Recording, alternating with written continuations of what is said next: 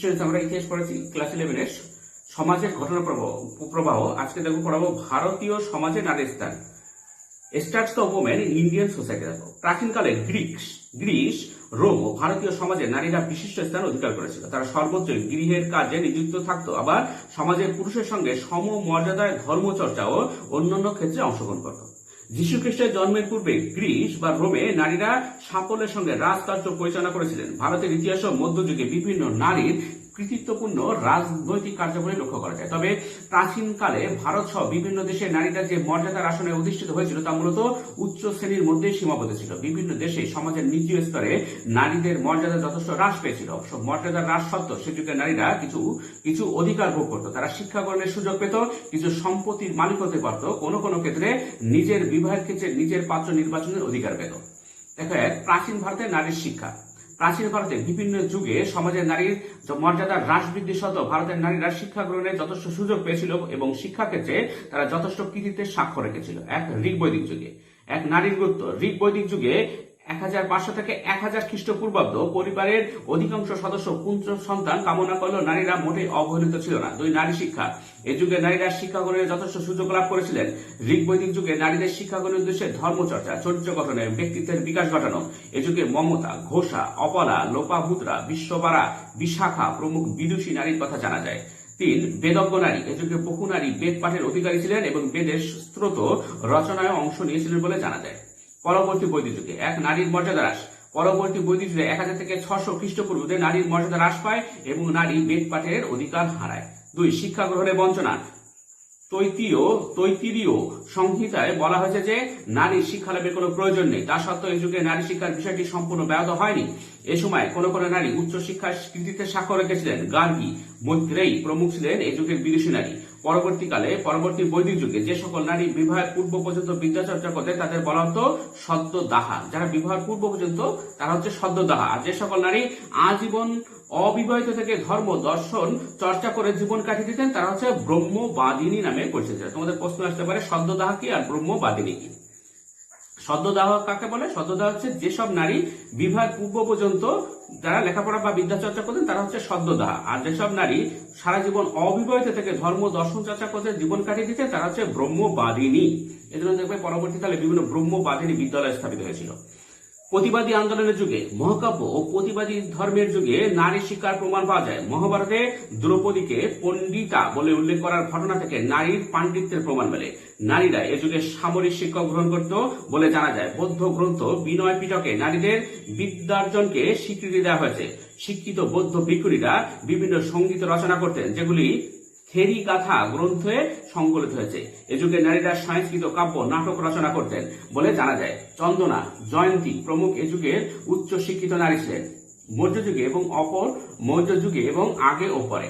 প্রাক মৌর্য ও মৌর্য পরবর্তী যুগে নারী শিক্ষার অগ্রগতি ঘটে। এ যুগের অভিজাত নারীরা শিক্ষা লাভের যথেষ্ট সুযোগ পেতেন। পাণিনির অষ্টাধ্যায়ী গ্রন্থে যুগের বেদাজ্ঞা নারীর উল্লেখ আছে। কৌশাম্বী রাজকন্যা আজীবন অবিবাহিত থেকে বিদ্যাচর্চা করেছিলেন বলে যৌন শাস্ত্র থেকে জানা যায়। পাণিনি তার গ্রন্থে উপাধ্যায়া নামে নারীর শিক্ষিকার উল্লেখ করেছেন।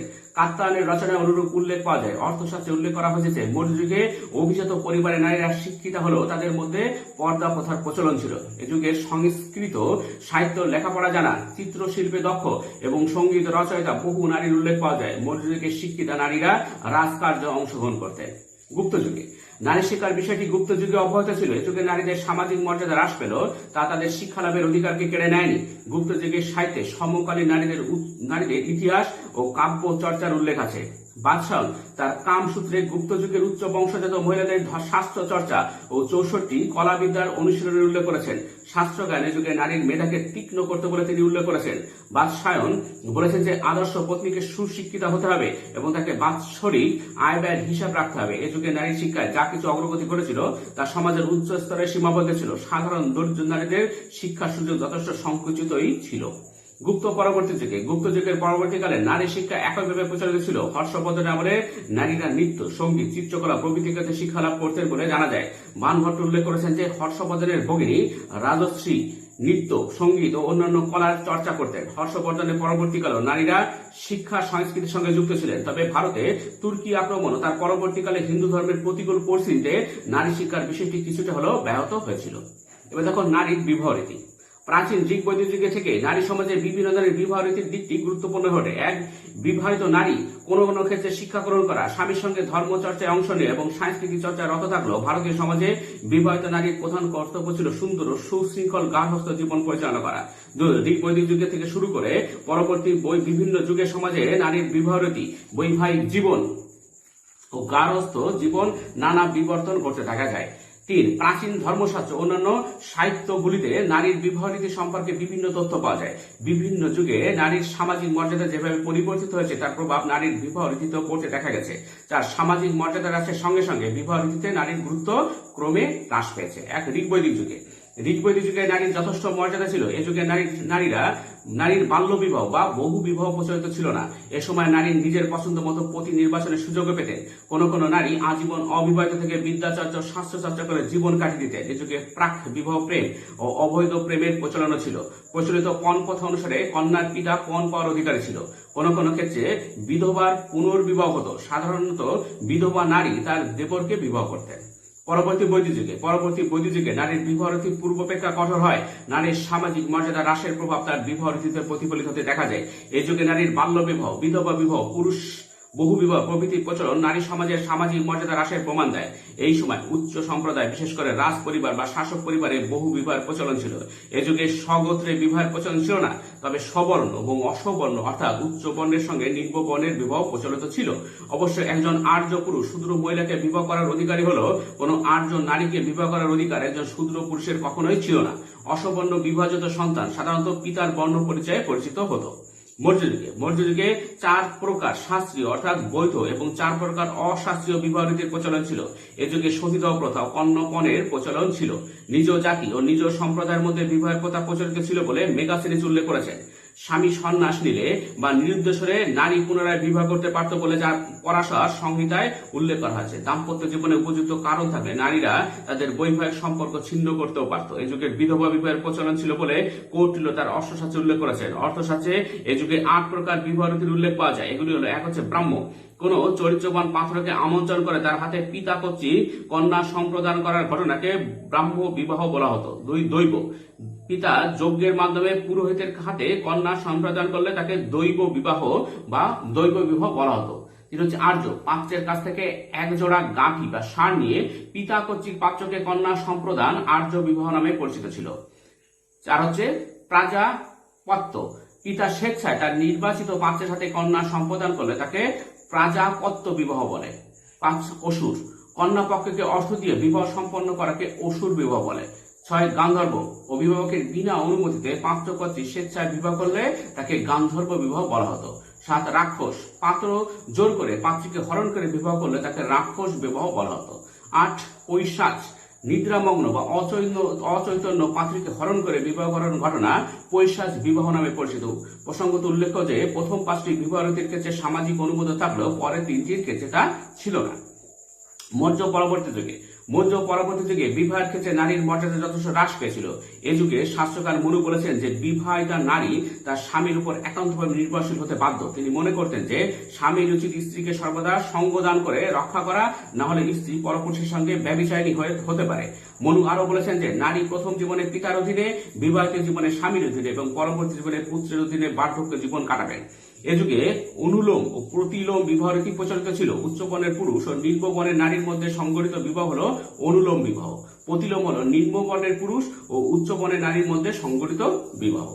গুপ্ত যুগে বিভিন্ন ধর্মীয় আচার অনুষ্ঠানের মধ্য দিয়ে বিবাহ কার্য সম্পন্ন হতো। 1 এ যুগে সাধারণত 4 প্রকার বিবাহ রীতির প্রচলন দেখা যায়। ব্রাহ্ম, দৈব, আর্য ও প্রাজাপত্য বিবাহ। তবে রাজ পরিবারের পাত্রপাত্রের নিজের পছন্দে অর্থাৎ গান্ধর্ব বিবাহের প্রমাণ পাওয়া যায়। রাজকন্যার বিবাহের জন্য পিতা স্বয়ংবর সভার আয়োজন করতেন বলে জানা যায়। 2 এ যুগে অপ্রাপ্ত বয়স্ক এবং প্রাপ্তবয়স্ক উভয় প্রকার নারীর বিবাহের প্রথাই প্রচলিত ছিল। যাজ্ঞবল্ক্য স্মৃতিতে অল্প বয়স্ক মেয়েদের বিবাহের উল্লেখ আছে। 3 এ যুগের বিবাহে অনুলোম ও প্রতিলোম বিবাহ রীতি এবং পুরুষের একাধিক পত্নী গ্রহণের প্রথা প্রচলিত ছিল। এ যুগে ব্রাহ্মণ বাকাটক রাজবংশের সঙ্গে অন্য বর্ণের বিবাহের উল্লেখ পাওয়া যায়। 4 তবে স্বগোত্রে বিবাহ নিষিদ্ধ ছিল বলে হিউয়েন সাং উল্লেখ করেছেন। গুপ্ত পরবর্তী যুগে গুপ্ত পরবর্তী যুগে সাধারণত মেয়েদের বয়স 12 বছর পূর্ণ হওয়ার আগেই বিবাহ দেওয়া হতো। নারীর বিবাহের বয়স প্রসঙ্গে হরিভদ্র তার ধর্মবিন্দু গ্রন্থে উল্লেখ করেছেন যে বিবাহের সময় ছেলেদের বয়স 26 এবং মেয়েদের বয়স 12 হওয়া উচিত। 2. এ যুগে রাষ্ট্রকূট রাজবংশের নারীরা স্বয়ংবর সভার মাধ্যমে প্রতি নির্বাচনে স্বাধীনতা পেত।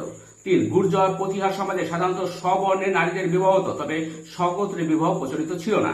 4. পরবর্তীকালে পাল ও সেন যুগে বাল্য বিবাহ, বহু বিবাহ, সবর্ণ বিবাহ, অসবর্ণ বিবাহ প্রভৃতির প্রচলন ছিল।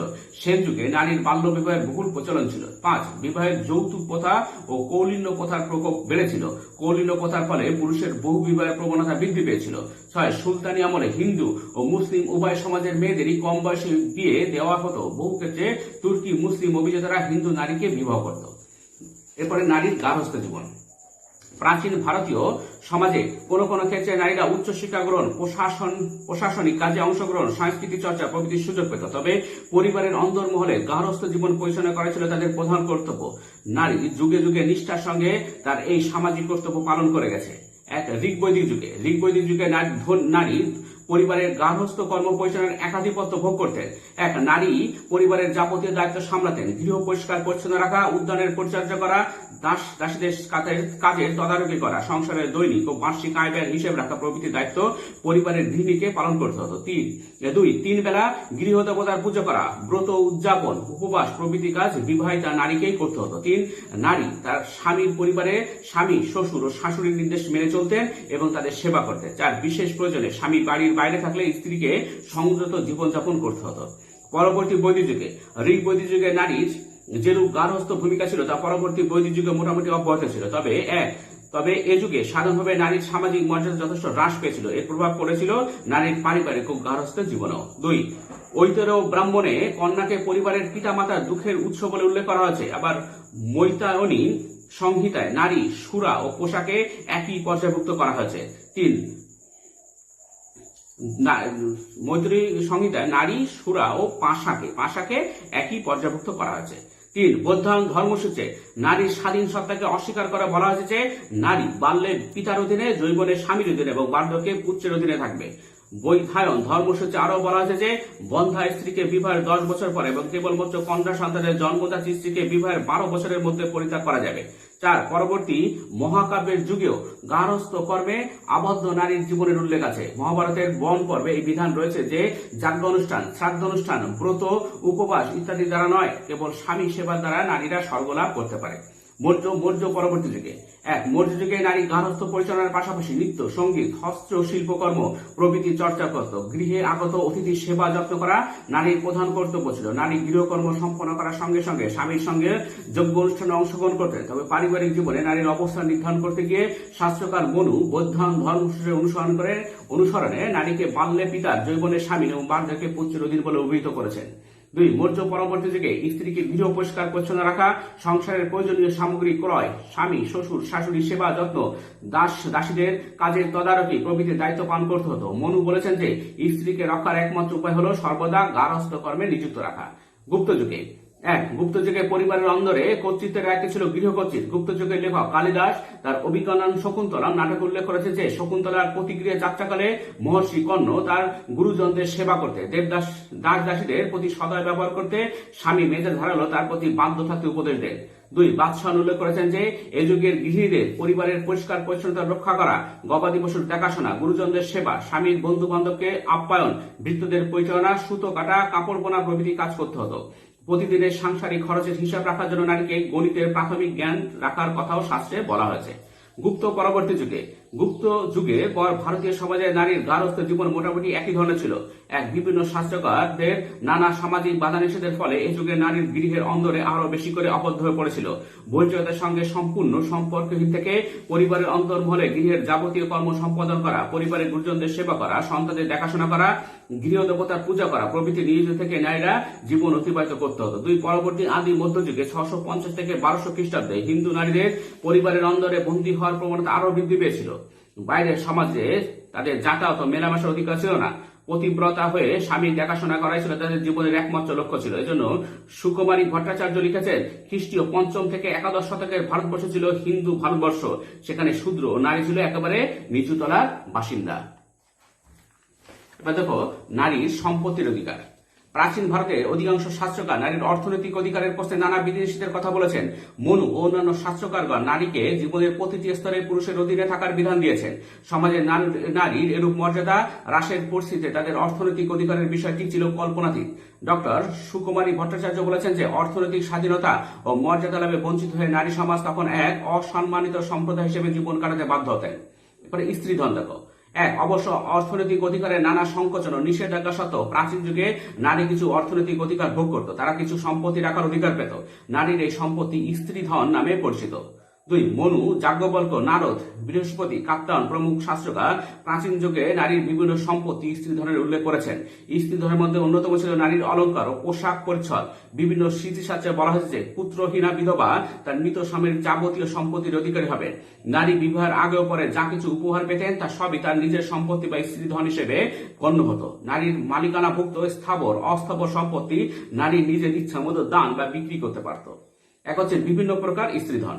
প্রাচীন বিভিন্ন সাহিত্য থেকে নারীর নিজস্ব সম্পত্তি অর্থাৎ স্ত্রীধনের পরিমাণ সম্পর্কে জানা যায়। বিভিন্ন স্মৃতিশাস্ত্রকার তাদের আলোচনায় সে যুগের বিভিন্ন স্ত্রীধনের উল্লেখ করেছেন। এক হচ্ছে গুরুত্বপূর্ণ 6 প্রকার স্ত্রীধন। মনু সংহিতায় ও যাজ্ঞবল্ক্য স্মৃতিতে গুরুত্বপূর্ণ 6 প্রকার স্ত্রীধনের কথা উল্লেখ রয়েছে। এগুলি হলো 1 অর্ধগ্নি, 2 অর্ধবাহনিক, 3 পিতৃদত্ত, 4 পিতৃদত্ত, 5 মাতৃদত্ত এবং 6 ভ্রাতৃদত্ত। বিবাহকালে আগুনকে সাক্ষী রেখে নারীকে প্রদত্ত সম্পদ অর্ধগ্নি নামে পরিচিত। পতিগৃহে যাত্রাকালে নারী যে সম্পদ উপহার হিসেবে পেত তা অর্ধবাহনিক নামে পরিচিত। আত্মীয় স্বজন ও বন্ধু বান্ধবদের কাছ থেকে নারী যে প্রীতিদান লাভ করত তাকে বলা হতো প্রীতিদত্ত।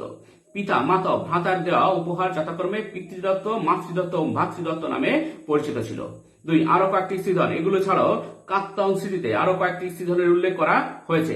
এগুলো হলো 1 শৈদায়িক অর্থাৎ কুমারী অবস্থায় প্রাপ্ত উপহার, 2 অন্নাধ্যেয় অর্থাৎ পিতামাতা, স্বামী ও আত্মীয়দের কাছ থেকে প্রাপ্ত উপহার, 3 শুল্ক অর্থাৎ বিবাহ সময় পক্ষ কর্তৃক কন্যাকে দেওয়া মূল্য প্রভৃতি, 3 অর্থশাস্ত্রে উল্লেখিত স্ত্রীধন। অর্থশাস্ত্রে 4 প্রকারের স্ত্রীধনের উল্লেখ আছে। এগুলো হলো 1 শুল্ক, 2 অধিবেদনিক, 3 অন্নাধ্যেয় এবং 4 বন্ধু দত্ত। 2 সীমাবদ্ধতা। নারী সম্পত্তি বা স্ত্রীধন রাখার অধিকারী হলো কোন কোন ক্ষেত্রে এই অধিকারের বিধিনিষেধ আরোপ করা হয়েছে। 1 স্ত্রীধনে নারীর অধিকার হ্রাস। কাত্যায়ন স্মৃতি এবং অর্থশাস্ত্রে বলা হয়েছে যে বিবাহিত নারীর 2000 পণের তৎকালীন দ্রব্যমুদ্রার বেশি নিজের কাছে রাখার অধিকারিণী নন। কাত্যায়ন স্বামীর কাছ থেকে স্ত্রীর প্রাপ্ত স্থাবর অস্থাবর সম্পদকে স্ত্রীধন হিসেবে মেনে নিলেও তিনি নারীর নিজের উপার্জিত অর্থকে স্ত্রীধন হিসেবে মেনে নেননি। পারিবারিক বা পৈতৃক সম্পত্তিতে নারীর কোনো অধিকার ছিল না। 2 স্ত্রীধনের উপর স্বামীর অধিকার। স্ত্রীধনের উপর স্বামীরও কিছু কিছু অধিকার ছিল। স্ত্রী যথেচ্ছভাবে নিজের সম্পত্তি দান করতে চাইলে স্বামী তাকে বাধা দিতে পারত। স্বামীর অত্যন্ত প্রয়োজনের সময় স্ত্রীর সম্পত্তি সে নিজে গ্রহণ ও বিক্রি করতে পারত। তাছাড়া স্ত্রীর কাছে 2000 পণের বেশি অর্থ জমে গেলে অতিরিক্ত অর্থ তার স্বামীর হেফাজতে রক্ষিত হতো। 3 উত্তরাধিকার। 1 স্ত্রীধনের উপর পিতা, স্বামী ও পুত্রের কোন অধিকার ছিল না বলে যাজ্ঞবল্ক্য উল্লেখ করেছেন। 2 তবে স্ত্রীর মৃত্যুর পর তার মেয়েরা মায়ের সম্পত্তির উত্তরাধিকারী হবে বলে নারদ স্মৃতিতে বলা হয়েছে। 3 কাত্যায়ন স্মৃতিতে বলা হয়েছে যে স্ত্রীর কন্যা সন্তান না থাকলে তার সম্পত্তির উত্তরাধিকারী হবে তার পুত্র। স্ত্রী নিঃসন্তান হলে মৃত স্ত্রীর সম্পত্তির উত্তরাধিকারী হবে তার স্বামী। প্রসঙ্গত উল্লেখ্য যে প্রাচীনকালে যখন নারীর সার্বিক অধিকার নানাভাবে সংকুচিত হয়েছিল তখন তাদের বিধিবদ্ধ অর্থনৈতিক অধিকার ভোগ কতটা বাস্তবায়িত হয়েছিল সে বিষয়ে সন্দেহের অবকাশ আছে। সমাজের উচ্চ স্তরের নারীরা এ বিষয়ে যতটা অধিকার ভোগ করতে পারত, নিম্ন স্তরের নারীরা তার অধিকাংশই ভোগ করতে পারত না। অবশ্য ডক্টর A.L. বাসাম মনে করেন যে সম্পত্তিতে নারীর অধিকার সংকুচিত হলো অন্যান্য সভ্যতার তুলনায় ভারতীয় সভ্যতায় নারীর এই অধিকার অনেক বেশি ছিল। স্টুডেন্টস আজকে এই পর্যন্তই। পরের পাঠে দেখা হবে। Thank you very much for watching.